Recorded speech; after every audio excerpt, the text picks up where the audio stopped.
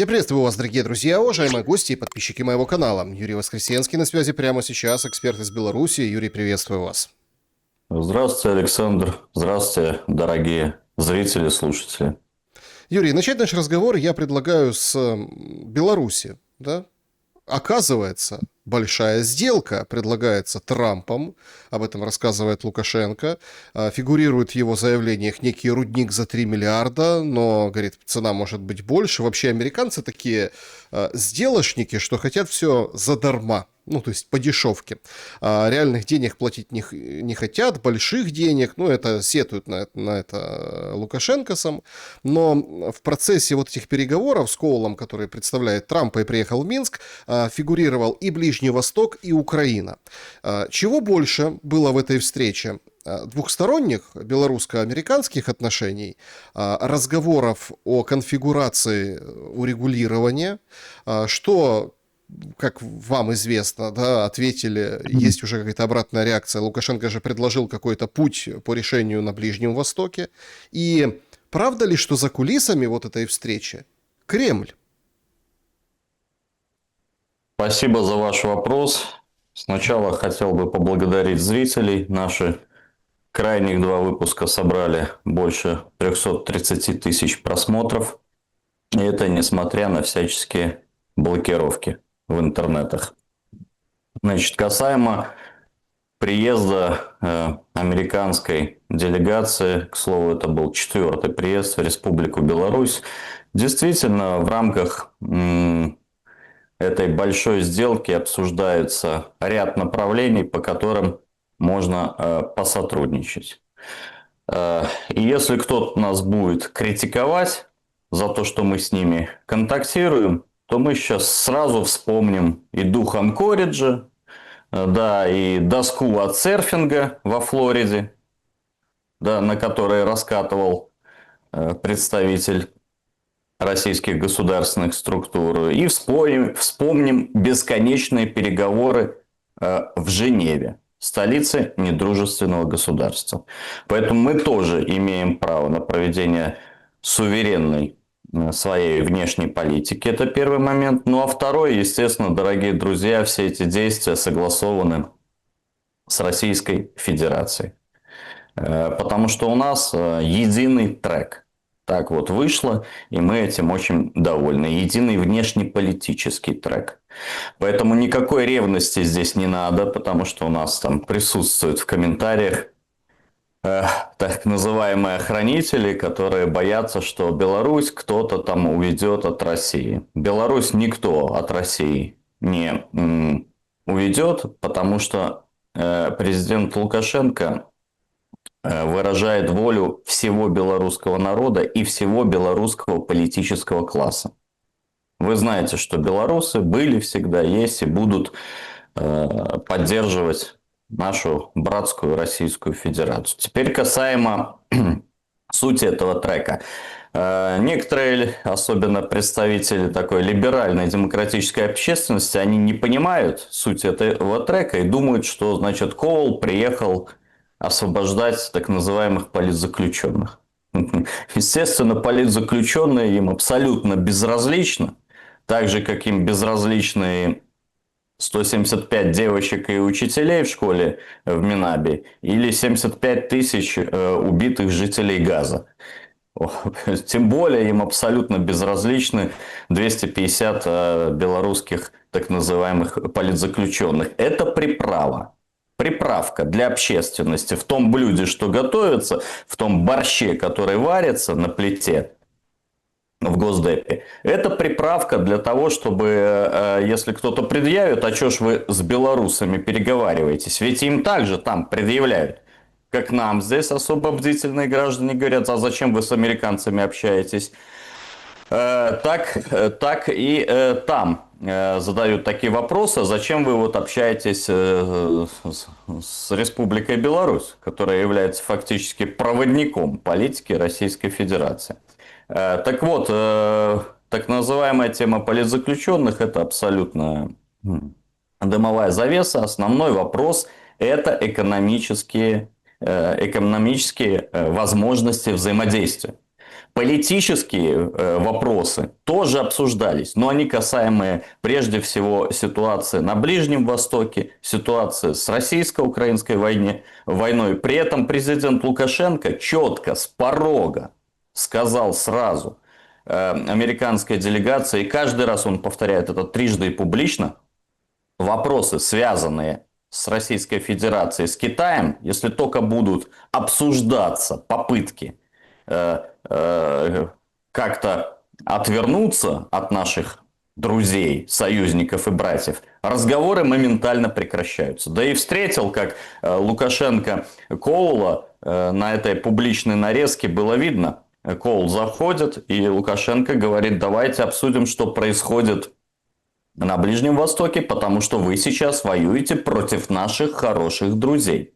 То есть в этом плане, еще раз хочу заверить наших уважаемых зрителей, которые ревностно смотрят на эти контакты, понимаете, человек по фамилии Лукашенко, который под натовскими ракетами 14 апреля 1999 года прилетел в Белград поддержать сербский народ, ну, он не может так, вот как у нас говорят в Беларуси, хистаться вправо и лево. У нас один вектор, одна позиция. Поэтому, прежде всего, извиняюсь за такое большую подводную часть, обсуждались экономические вопросы. И в рамках этих экономических вопросов, прежде всего, давайте так. Калийные удобрения. Смотрите, мы сейчас калийное удобрение и решение визы о том, что эти белорусские банки, которые выведены из-под санкций в Европе, не будут работать, карточки этих банков, это мы сейчас с вами обсудим. Это принципиально важно, и экономический трек тут, наверное,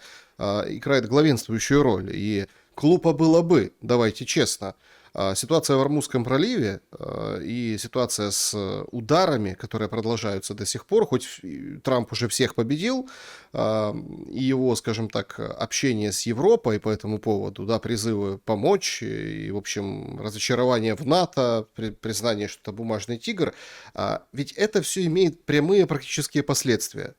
Пассивные. Есть не только в Украине, в Беларуси, а и в Европе. Есть конкретный запрос. Запрос, внимание, на еду. Потому что вот все говорят, там цены на бензин. Ну так пройдет несколько месяцев, уже эти шоковые, скажем так, показатели, они отразятся именно сюда. Поэтому если Америка снимает санкции с иранской даже нефти, и там тоже как бы задают вопросы журналисты: а что ж вы делаете? Вы бомбите Иран и снимаете? А ответ очень простой: знаете, а все равно бы сняли. Ну, все равно бы сняли, потому что ситуация на рынке такая, поэтому мы снимаем. То понятно, что вопрос удобрений тоже будет решаться, потому что это вопрос не только там Беларуси. Беларусь не только для себя производит эти калийные удобрения. Это вот экономический блок, он понятен. Меня интересуют, скажем так, политические предложения Лукашенко, о которых он умолчал насчет урегулирования с Ираном. Это вот максимально интересно. Вот я хочу даже сравнить, если с вашего позволения, конечно, вещи несравнимые, но тем не менее. Как Зеленский толчется в очереди в теме, ну как бы в предбаннике вот этой темы Ирана, отправляет солдат, говорит, 228 человек уже там, и Трамп его хлещет по щекам и говорит: Украина никогда нам не помогала, и вообще это все пиар, отстаньте, уйдите. И все как-то разводят руками вчера: как, подожди, у нас же и дроны, и вот специалисты, и ПВОшники, и мы же вот помогаем.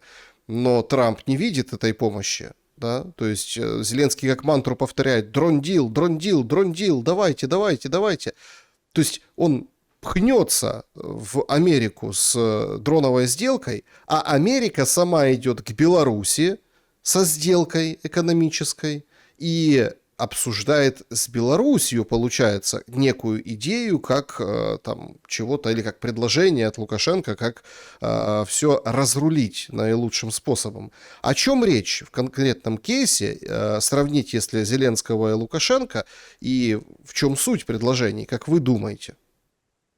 Ну, вы правы, что действительно мы только можем думать, в чем суть предложений, но вы очень тонко подметили отношение американцам к тому же Лукашенко и отношение к Зеленскому. Даже посмотрите тексты, которые всегда Дональд Трамп передает от себя и от супруги Мелании президенту Лукашенко. Ведь он может себе позволить, Трамп, послать кого угодно, и он посылает всех. Помните, вчера он назвал все страны НАТО бумажным тигром, да, и сказал, мы это запомним. Что он пишет нашему президенту? Powerful leader, могущественный лидер. Понимаете, это не только лесть, это оценка того 35-летнего опыта Лукашенко маневрирования и отстаивания национальных и продвижения национальных белорусских интересов. То есть посмотрите, какой путь невероятный пройден, вплоть до запуска в космос, до ядерного оружия и до атомной станции, которую, значит, сейчас у Урсулы всякие выступают на конференциях в Париже и говорят, это была наша ошибка, что мы их все закрыли. То есть это очень важный момент уважения. Уважение зарабатывается годами, и уважение зарабатывается делами. И нашу страну, как регионального игрока, самые мощные геополитические страны, они рассматривают, ну, если не на равных, но, по крайней мере, на очень высокой позиции. Я беру Россию, я беру Китай и я беру Соединенные Штаты Америки. Что предложил Лукашенко? Это, в принципе, мы говорим все время на нашем государственном белорусском телевидении по вот этой трагической ситуации в Ближнем Востоке. Ведь то, что сделало израильское лобби, последствия моего, вообще все человечество, вы правильно заметили насчет продовольственного голода, да, и ваши слова подтвердила уже ООН, опубликовав конкретную цифру 45 миллионов голодающих, добавилось только из-за этой ситуации. Это только начало. И это надо остановить любой ценой.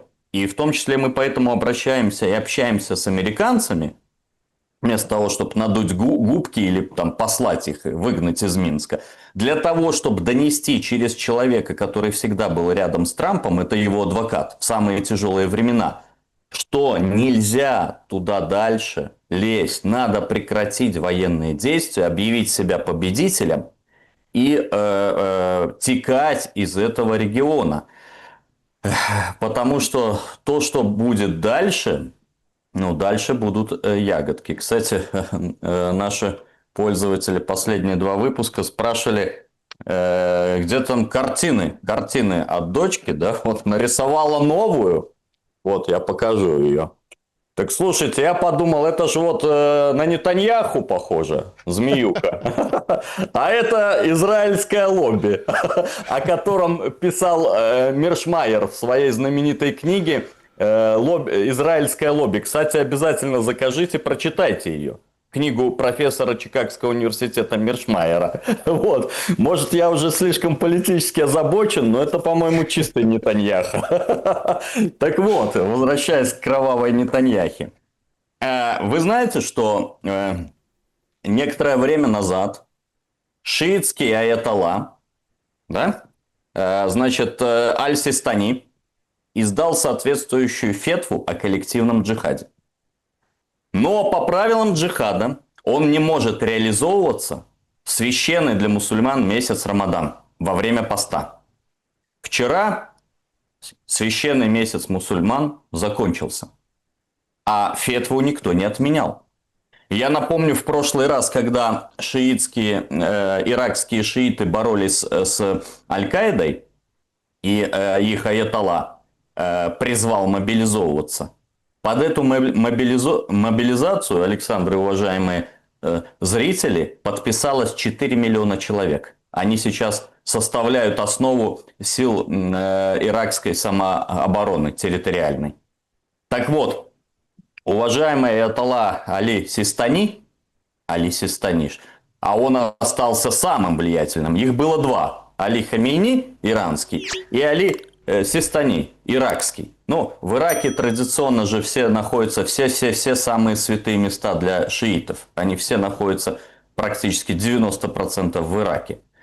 И он объявил фетву о коллективном джихаде. Рамадан закончился. Фетва не отменена. Что это означает? Это означает, что война придет в их дом. В дом тех, кто развязал эту войну.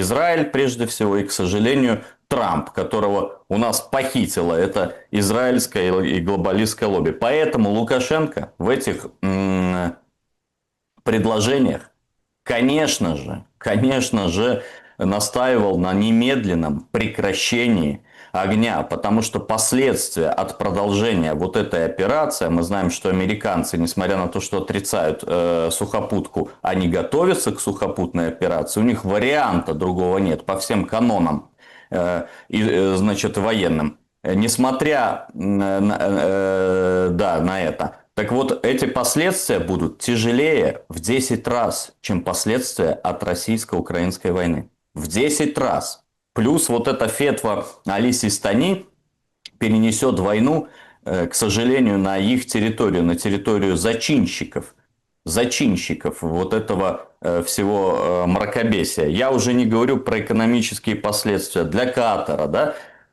Вот если мы разберем вот эту бомбежку месторождения газового, Южный Парс, да, Северный Парс, Катар потерял уже 17% мощностей, 20 миллиардов долларов убытки. Что произошло с нашим Дубайском, столицей криптожуликов, тренеров личностного роста, маточного дыхания, риэлторов и так далее. Все, репутация разрушена. Репутацию строили 40 лет. Она разрушена мгновенно.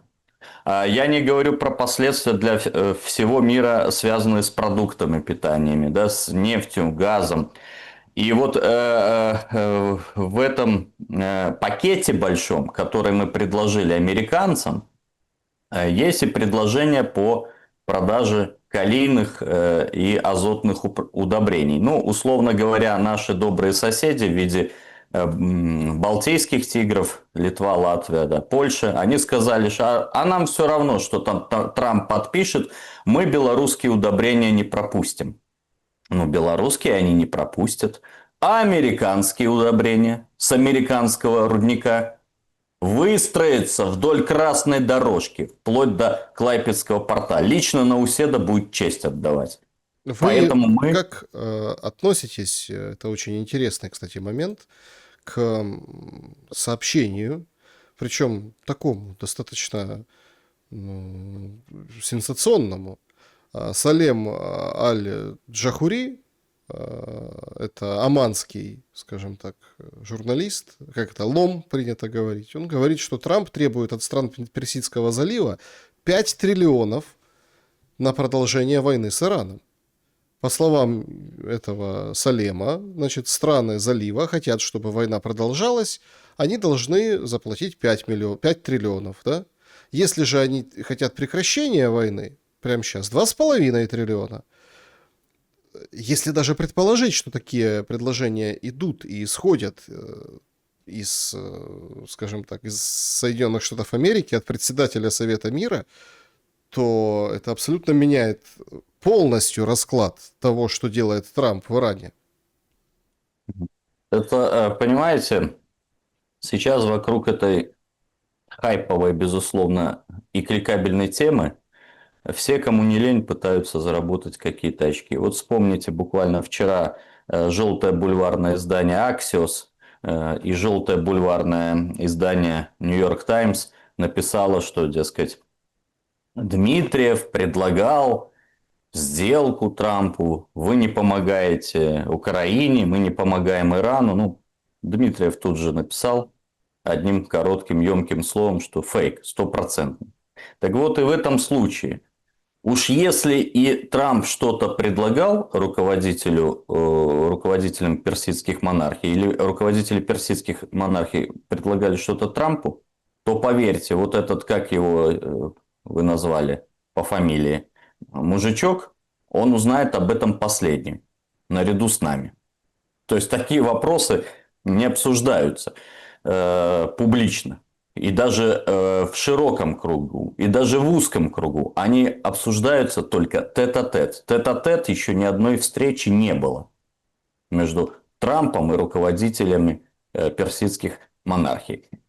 Но здесь же надо рассматривать ситуацию в целом и вспомнить Ветхий Завет и книгу пророка Исаии, где написано, что пророк использовал образное выражение и говорил про тех, кто инициировал вот эти все турбулентности, назовем это так, на современный язык. Так как они сеяли ветер, то пожнут бурю. Хлеба на корню не будет у них, зерно не даст муки, а если и даст, то чужие проглотят. То есть, вне зависимости от желания Трампа и желания израильского лобби, о котором очень четко описал в своей книге профессор Миршаймер, продолжение войны – это катастрофа для человечества.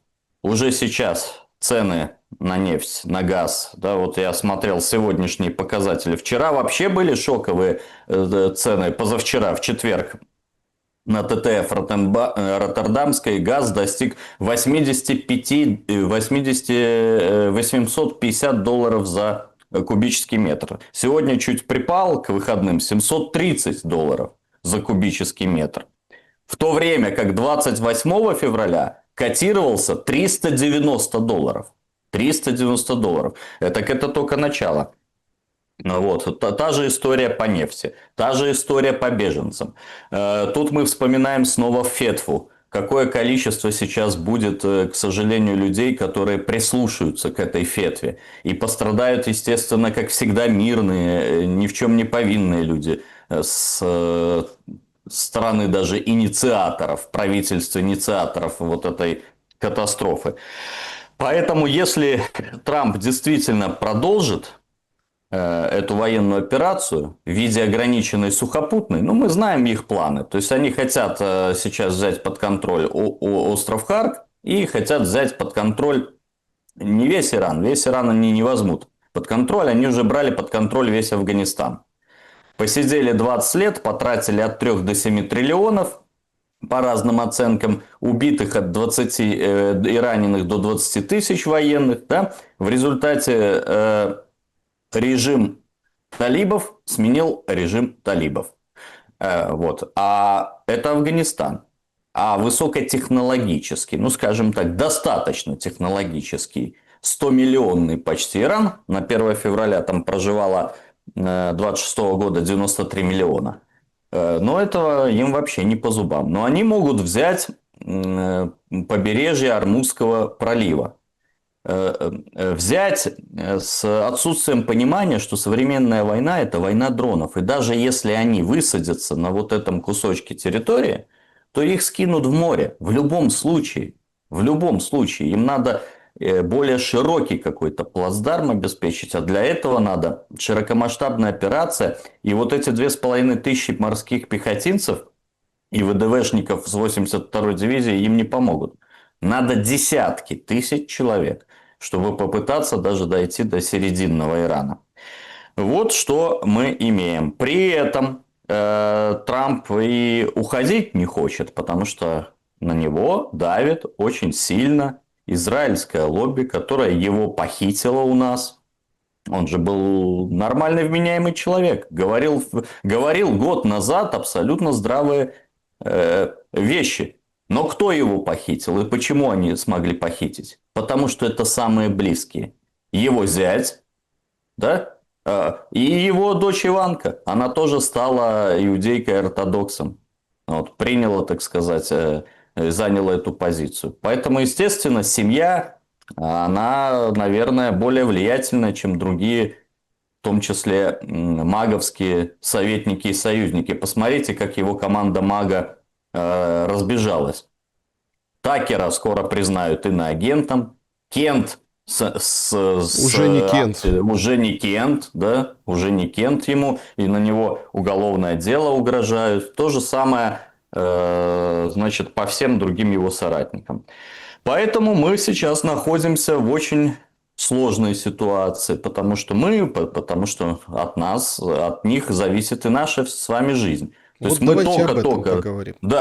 мы только-только подходим к попытке урегулирования между Россией и Украиной, а тут на тебе, здрасте, еще такой удар ниже пояса. Попытка урегулирования между Россией и Украиной – это вот, конечно, наверное, самое интересное. Сегодня встреча американской и украинской стороны.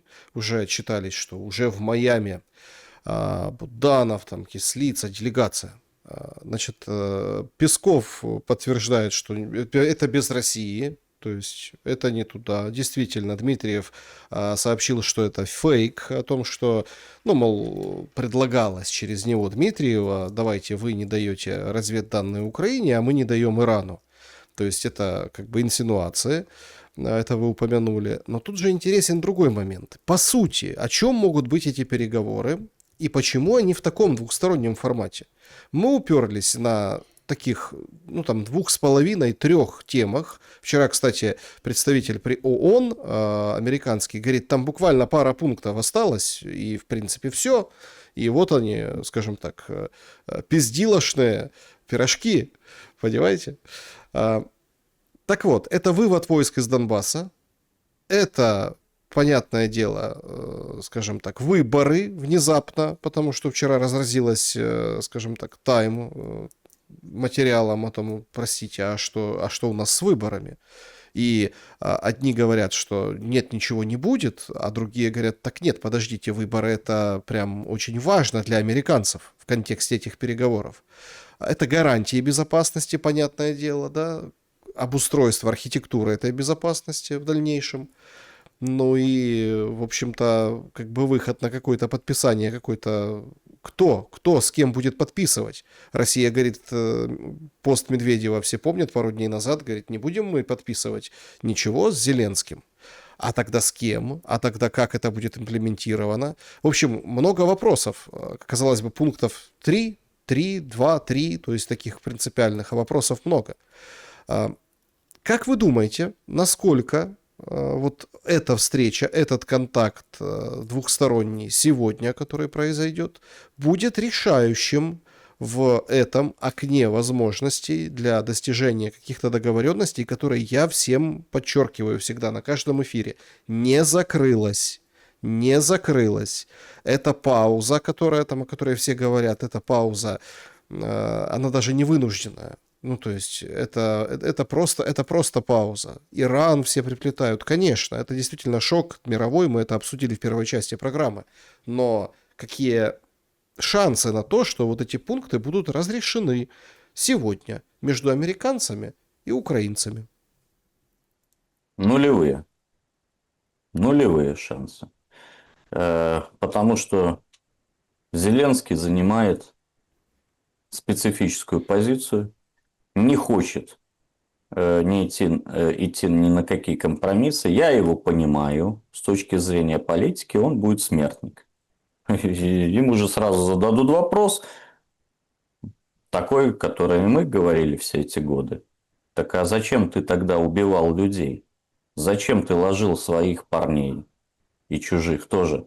Если ты подписываешь и выходишь, мы же сразу предлагали это сделать мирно. Ну, российская сторона предлагала эти условия. И он понимает, что его просто вынесут на вилах. Поэтому он заложник своей непримиримой абсолютно политически незрелой позиции 4-летней давности. Вот. Поэтому все эти переговоры ни к чему не приведут. Американцы хотят почему выборов? Они хотят избавиться от Зеленского. Вот и все. Через эти выборы. Но я объяснил, и абсолютно в этом убежден, что никуда Зеленский не собирается уходить. Никуда. Никакие рейтинги вот эти обманчивые, что уже у Усика больше, там у Трусика, у британского полиглота нашего Залужного. Это все дымовая завеса. Это, как знаете, стратегия национальной безопасности США. Когда они ее издали, и все у нас радовались аналитики, говорят, ой, наконец-то, вот это доктринальный документ. Я говорил, что это дымовая завеса. И, кстати, если на секунду возвратиться, в стратегии национальной безопасности США есть целый абзац по Ближнему Востоку. Мы его читали, да, и написано, вот цитирую, что времена, когда Ближний Восток доминировал во внешней политике США, они, к счастью, прошли. К счастью, прошли. Ближний Восток скорее становится местом партнерства, дружбы и инвестиций. Понимаете, это стратегия национальной безопасности в США. Хорошие сейчас инвестиции вливают в иранскую экономику. Та же история и с вот этими опросами. Если кто-то думает, что Зеленский отдаст власть, он вошь, понимаете, или как наш президент точно сказал, гнида, которая впилась синими пальцами, и эту власть не отдаст никому. Понимаете? Потому что власть равно его жизнь.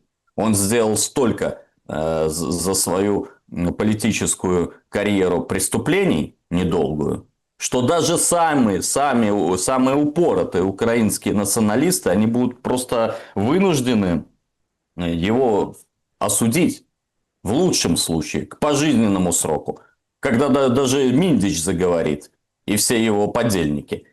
Поэтому он это прекрасно понимает. Он главное, значит, препятствие в переговорах. И вот тут я говорю, мы с Российской Федерацией, как союзное государство, мы попали в такую ловушку. В самом начале войны мы говорили, как надо действовать. И сейчас, вот когда мы посмотрели, как действуют американцы и израильтяне, все российские военкоры, паблики, все восхищаются их действиями по обезглавливанию, осуждая цинизм их, но восхищаются эффективностью. Это сублимация того, что не получилось у нас. А ведь есть известная китайская стратагема. Вот есть такой набор по военной тактике, да, стратагем. Вот 36 стратагем китайских. Значит, и есть 18-я стратагема. Понимаете, это еще написано было во время эпохи Мин, пару тысяч лет назад. Чтобы одолеть врага, поймай его командира. И вот мы сейчас, понимаете, все и простые люди, которые устали от этого безумия, хотят, знаете, спокойного существования мирного. Вот как я езжу по трудовым коллективам, всегда белорусы говорят: Господи, когда это уже закончится? Это простой человек. Я думаю, Да, то все же самое устали. говорят Все страны, все. Да? страны-соседи устали от Но этого. мы его не можем использовать сейчас 18-ю стратагему, потому что он станет национальным героем, войдет в национальный пантеон, понимаете? И, значит, надо посмотреть, надо, чтобы он своими глазами посмотрел, до чего он довел Украину. Вот, поэтому главный камень преткновения – это Зеленский. Значит, через неделю начинается масштабная военная операция и одной стороны, и второй. Украинские военнослужащие, мы знаем по данным нашей разведки, концентрируются в районе Покровска, готовятся к очередному контрнаступу. Налеты не прекращаются беспилотников на гражданскую мирную инфраструктуру Российской Федерации. Это значит, что украинская сторона не готова к переговорам. Поэтому, да, как всегда мы говорим про ноябрь, когда Трамп, безусловно, ослабнет, если не придумает какую-то фишку. И я сказал в недавнем эфире нашей аналитической программы в Беларуси «Клуб редакторов», что я боюсь, что они подорвут башни-близнецы. Что-то в таком роде. И запишут это на Иран в преддверии выборов. И через 3 дня это сказал покойный уже Лариджани. Вот. Вы поаккуратнее. Я буду поаккуратнее. Надо дальше вам хоть картины показывать. Вот. Так это, я боюсь, что к ноябрю они что-то придумают, потому что в противном случае Трамп проигрывает в одну калитку. У него сейчас баланс минус 29 процентных пунктов. Да? По данным американской прессы. Разница между поддержкой и неподдержкой. Это рекорд со времен ковида. Поэтому я не знаю, но они, политтехнологи гениальные, да, они что-то должны придумать. И, видимо, что-то такое циничное, ужасающее. Вот, поэтому, естественно, украинский режим ждет ноября, чтобы Трамп проиграл. Потому что Трамп проиграет, демократы все начнут откатывать назад. А Мы уже начнут слышали. ли? Вот же главный вопрос, понимаете? Но в любом случае Трамп будет ослаблен, и позиции Зеленского еще более укрепятся. А еще более укрепятся они через 3 недели, когда и если Орбан проиграет выборы. Зеленский, вы представляете, в каком шоколаде будет Зеленский? Он же специально ему перекрыл эту нефть. Специально. Я еще раз, вы знаете мое отношение к Орбану. И, кстати, когда кто-то раскрывает рот, как он посмел, значит, Орбана называть не нашим союзником. Ну, есть такие тоже инфантильные у нас слушатели, к сожалению. Я им юридически, с вашего позволения, дам по мордасам. Значит, 7 марта 2022 года на сайте правительства РФ появилось распоряжение номер 430-Р от 5 марта 2022 года. Да, которая регламентирует новый порядок расчетов с иностранными кредиторами и утверждает список недружественных стран. Так вот, в этот список недружественных стран входит Венгрия и Словакия. Так что, если кто-то мне какие-то предъявляет претензии, давайте действовать в юридическом поле. С точки зрения правительства и президента Российской Федерации, эти страны являются недружественными. Изменений Юрий, в списке не было. насчет Орбана. Здесь же на самом деле момент истины. Да? Кто победит? Там понятно, что говорят, Мадьяр победит и так далее, но тут же тоже надо быть трезвомыслящим, потому что в этом угаре соревновательном, когда Орбан обвиняет, что Киев там и деньги поставляет оппозиции и всяческим образом, а если вдруг победит Орбан, а там отрыв будет минимальный и на Майдан могут вывести. Ну, в общем, играет Зеленский в эту игру под названием «Венгерские выборы». Но даже теоретически, если мы видим, что там приходит Мадьяр, да, тренд общеевропейский, он существенно сдвинут в сторону. Точно. Урсула просит, говорит, давай, мы денег дадим, отремонтируем эту дружбу, если ты говоришь, что здесь где-то она как бы повреждена от российских обстрелов. Разное там, бельгиец, в общем, Ступ, понимаете, многие говорят уже, что, ребята, надо что-то делать, надо с Россией говорить, и вполне себе опять выходит на фоне кризиса, если бы не было этого кризиса, то понятно, да, то есть мы могли бы крутить пальцем у виска все цивилизованное общество и говорить, вот этот Орбан, он отщепенец, его надо поменять, и то есть это старая модель. То есть надо Орбана менять, надо Фица стрелять, надо еще там что-то делать. А сейчас-то время-то поменялось, и ситуация вокруг Ирана, она поменяла это время. Энергоносители где брать? Их просто нет. Их просто нет. Сам Трамп признается, слушайте, Китай, там Индия, Европа, мы не зависим от этого, а все-то остальные зависят от этого пролива и от вот этой, скажем так, ужасной истории, которая сейчас происходит вокруг Ирана. Но тут важен другой маркер. Да? Тут 90 миллиардов. Решение принято. Орбан согласовал это решение. Кошта ему тычет, что ты ж согласовал. Давай. А тот блокирует. Говорит, нет, пускай дружбу откроет.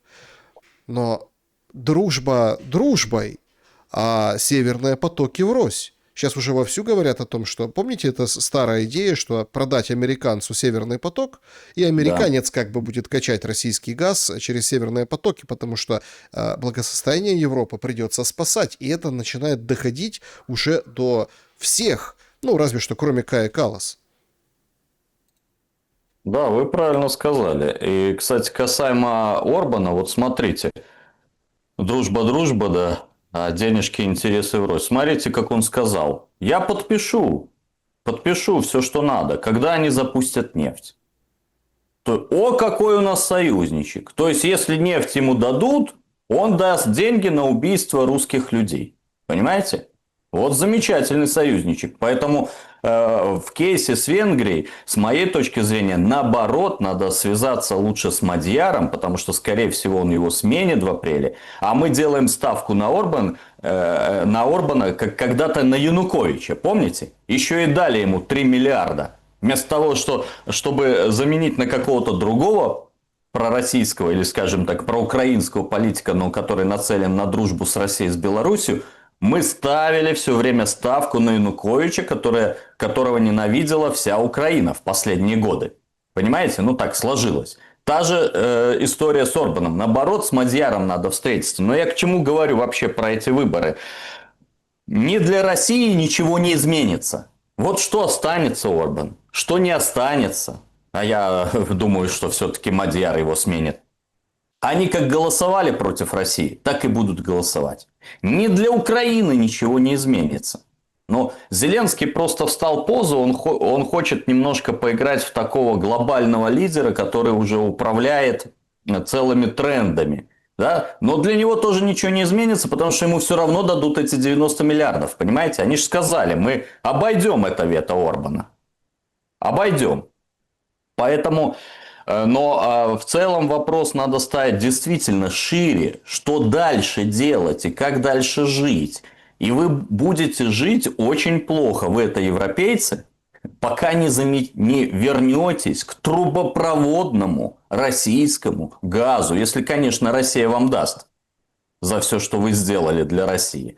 Ну, нет другого варианта, понимаете? Даже если война остановится, все равно вот эти катарские, американские танкеры, они в 2 раза дороже. А, соответственно, вся продукция Евросоюза, она не конкурентоспособна. Поэтому надо думать, как дальше действовать. И вот дать в качестве оператора, выбрать вот этих северных потоков и восстановить, допустим, американскую компанию, это неплохой вариант для российской стороны. Россия бы с удовольствием пошла на этот вариант, потому что при всех этих идеологических обидах, болях и всем том, всей той гадости, которую причинила Европа и Америка России и Беларуси, но все равно надо садиться за стол переговоров рано или поздно. Все равно надо что-то делать. И вот это хороший вариант. И в рамках этого варианта и Лукашенко предлагает такие же варианты. Отдать под контроль один рудник, который ранее принадлежал Славкалию. Славкалий не выполнил обязательства. И у нас есть один вот свободный рудник, который мы готовы за 3 миллиарда долларов продать американцам. А там, кстати, калийных удобрений в 10 раз больше там внутри, в недрах. Та же история с азотными удобрениями. Мы приглашаем американского трейдера, чтобы продавать, пусть он в 2 раза дороже продает европейцу. А, кстати, у американцев сейчас очень сильные противоречия с Канадой. А канадские компании – это самые большие производители калийных в мире удобрений и азотных. Одни из самых больших. Поэтому мы тоже в рамках вот этого попытки экономической оптимизации рассматриваем эти варианты. То есть надо стратегически подумать европейцам, как жить дальше. И надо подумать стратегически украинцам и украинскому народу, украинскому политическому классу, как жить дальше. Вы видите, как структурируется мир, объединяется по всем блокам. Вы видите, как относятся к вам европейцы и американцы. Да? Они израсходовали за несколько дней весь запас ПВО, который за все 4 года дали Украине. Они все равно вас не посадят с собой за стол. Вы все равно будете в предбаннике. Поэтому я уверен, что самым единственным выходом для всех 3 наших народов это существование и нахождение в едином каком-то конфедеративном объединении, интеграционном. Но мы должны быть, русские, белорусы, украинцы, мы должны быть вместе. Мы друг друга любим, мы должны прожить все эти боли, все эти трагедии, обмыть их и снова жить как раньше. Но есть этому препятствие. Этому препятствует конкретно Зеленский. И с этим надо что-то делать. Вроде как устранишь его, станет национальным лидером. Не устранишь, с ним никакого подписания не будет. И правильно написал Дмитрий Анатольевич Медведев, что даже тот, кто ему руку пожмет, этому мерзавцу, он будет не рукопожат в России. Понимаете, Медведев, он при всех его постах не просто так пишет. Это все-таки зампред Совета Безопасности России. И многие рассматривают как следующего президента. Один из вариантов, наряду с другими кандидатами. Поэтому, во-первых, у нас препятствие – это Зеленский. Во-вторых, у нас препятствие – глобалисты, которые хотят продолжать набивать карманы. Они же купили все акции военных предприятий, да? Они зарабатывают на этих огромных потоках. Вот уже американский аудит выявил нарушения в 26 миллиардах долларов, выделенных украинскому режиму. Это все кэш, часто неконтролируемый. Появилась военно-политическая номенклатура, которая зарабатывает на этой войне. Посмотрите, что не берешь ТЦКшника, у них уже рабы в подвалах сидят. Взяли, а у него рабы сидели с ноября. Да? Известный случай. Да кого не берешь, все в долларах. Потому что если вот он командир даже штурмового подразделения, где ты проверишь, сколько у него там, допустим, в бригаде? 1000 человек на передовой или 900? А когда прибегут, так у тебя же 900. Он говорит, так вчера 100 погибло. Вот и справочки. Ну, Ну, да, вы представляете... потери, Да. ну, а какие потери? Пропали На чем без они вести, да. зарабатывают? То есть, вот у нас эти препятствия. Первое – это Зеленский. Второе – это часть политического класса в Украине. И третье – глобалисты. Но глобалисты закусят у дела, если мы уберем вот этих двух. Но это убрать должен и украинский народ, не только мы.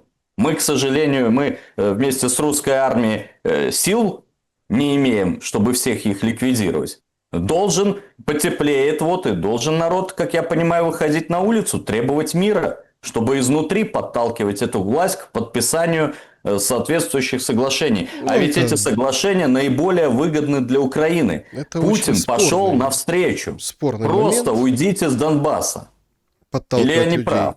Подталкивать людей выходить, это спорный момент, потому что ТЦКшники эти с собаками. С собаками. Понимаете? Ну а почему? Это же очень удобно. Они же как убегают, и это ж надо гнаться, да, ТЦКшнику. А так собачку спустил, все, вот он, здравствуй, новобранец. То есть это уже просто доходит до какого-то маразма, то, что происходит на улицах. А у нас тогда, Александр, замкнутый круг. Мы должны либо наблюдать, когда всех перебьют, уже в Украине осталось 20 миллионов, из них 10 миллионов пенсионеров. Либо призывать что-то делать. Но это могут расценивать как призывы к свержению конституционного строя. Но мы предлагаем не конституционный строй свергать, а мы предлагаем принуждать к переговорам. К переговорам. Вот здесь очень принципиальный момент. Ну, понимаете, а какие переговоры? Вот вторые сутки на Москву, вот сегодня Собянин говорит, 50 дронов сбили. То есть юг запускают, вот как, я так наблюдаю, как в последний раз, понимаете? Ровно получается к этим же переговорам, что вот смотрите, мы бьем, а вот мы там вертолет подбили, а вот еще самолет подбили, а вот еще, то есть у нас пошли вот эти новости, которые должны бы как бы всех отвлечь от того, что от тех решений, которые требуется принять, и тех решений, которые, ну, в общем, которые принять нужно. Однако здесь играет роль еще один очень важный фактор. Очень важный фактор. Вот мы там Иран сравнивали с Украиной. Сегодня Wall Street Journal написала о том, что атакована база Диего Гарсия. В Индийском океане. 3,5-4 тысячи километров. 3,5-4 тысячи километров. Ну, они там пишут, одну ракету перехватили, другая там непонятно, успешно, неуспешно. Короче, понятно, что они же не напишут, что там поразили и что прилетело. Наверное, конечно, все сбили, и там два запуска этих было. То есть, я просто к чему привожу этот пример? Вот есть же логика, да, логика, что условно взять и оставлять как есть, а Россия не может. Ну вот, замораживать линию фронта и не может, потому что подлетное время, вы понимаете, все, конечно, смеются над Шойгу, который говорит, что нет как бы безопасных мест в европейской части России, уже там до Урала может долететь. То есть мы понимаем вот это плечо, вот эта вот рука, да, куда может дотянуться. На примере того же Ирана. То есть здесь нужно искать другие пути, то есть не военные. Получается, что ну, какая разница, откуда полетит, например, по Москве? С Украины или с Польши, например, да, или с Франции? Ну, там по расстоянию, если такие уже у нас есть, скажем так, километражи. Как вы думаете, насколько вот фактор безопасности вот сейчас принципиальный? Или здесь не безопасность уже играет роль, а уже нечто другое, смешанное с политическими амбициями и, ну, такими идейными, что ли, взглядами, как жить дальше? Фактор национальной безопасности играет прежде всего, является определяющим в политике любого государства. Поэтому с точки зрения национальной безопасности мы действительно не можем оставить эту ситуацию, заморозив его, видя, что происходит в украинских детских садах, в украинских школах, в украинских вузах. Вы видели, уже на колени ставят, да, за высказывание какое-то мнение как подростков Харькова.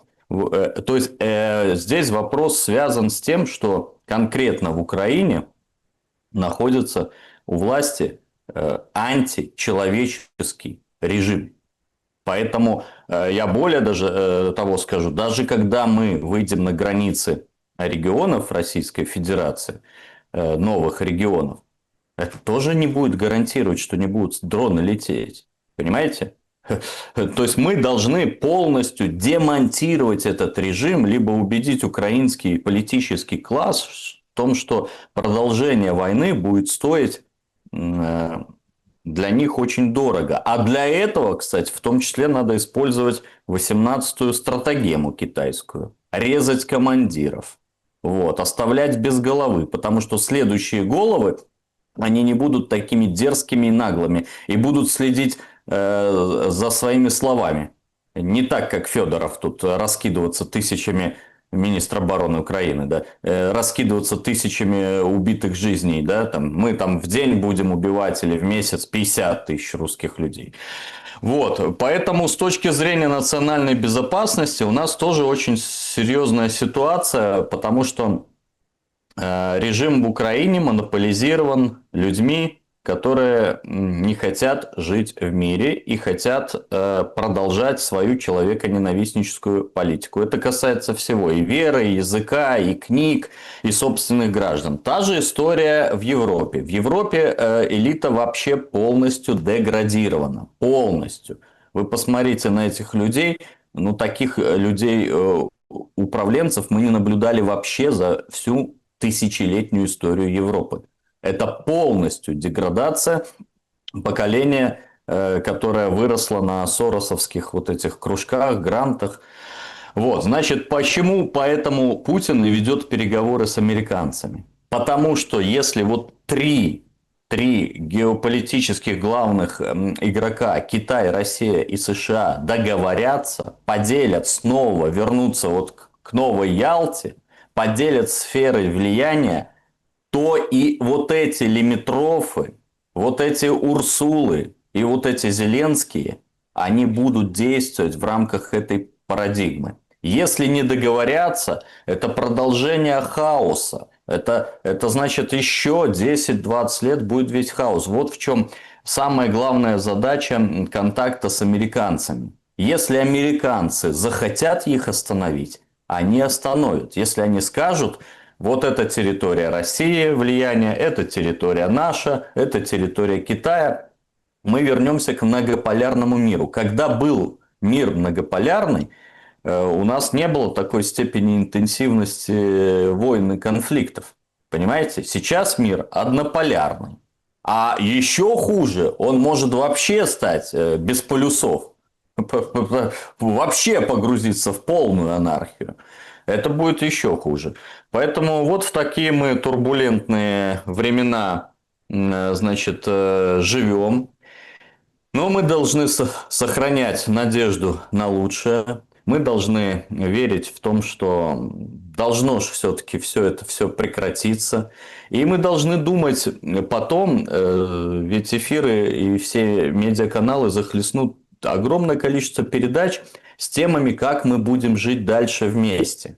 Вот это еще очень сложный ребус, который мы будем распутывать. Как мы с таким количеством убитых и раненых, да, с такой вот братоубийственной войной, в которую нас затянули англосаксы успешно, как мы будем жить дальше Так, вместе? смотрите, вот так и будем жить по разным квартирам, понимаете?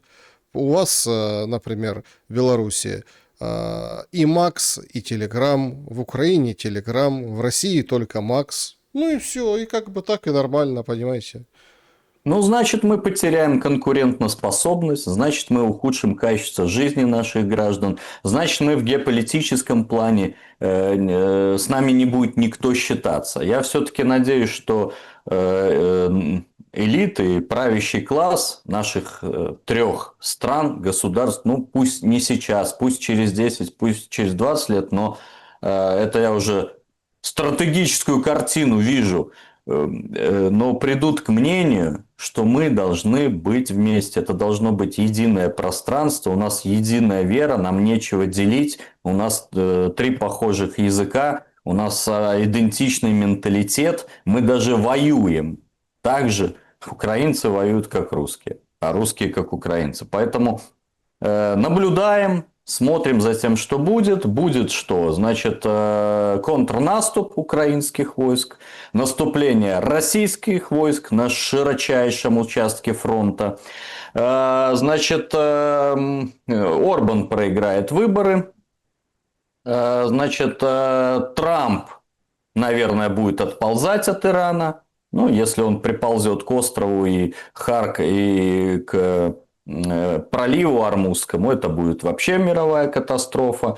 Ну и ждем все ноября, как всегда. Ждем ноября, 5 ноября, выборы. Смотрим, что там на полимаркете. Вот, можно немножко заработать. Это я не рекламу казика делаю, вот, а просто там такие маркеры, понимаете? Как только кто-то, если поставит сейчас анонимный аккаунт $1200 на то, что остров Харк возьмут, ну вы понимаете, что это, наверное, Барон младший, да, младший Трамп забежал в букмекерскую контору подкосить себе на каникулы. Вот. Я очень рад, что мы увиделись, потому что прошлую неделю пришлось пропустить. Да, друзья, до следующей субботы. Мы с вами прощаемся с Юрием. Спасибо большое, что нас смотрите. Юрий, благодарю за время и мысли. Берегите себя, добра и света. Увидимся.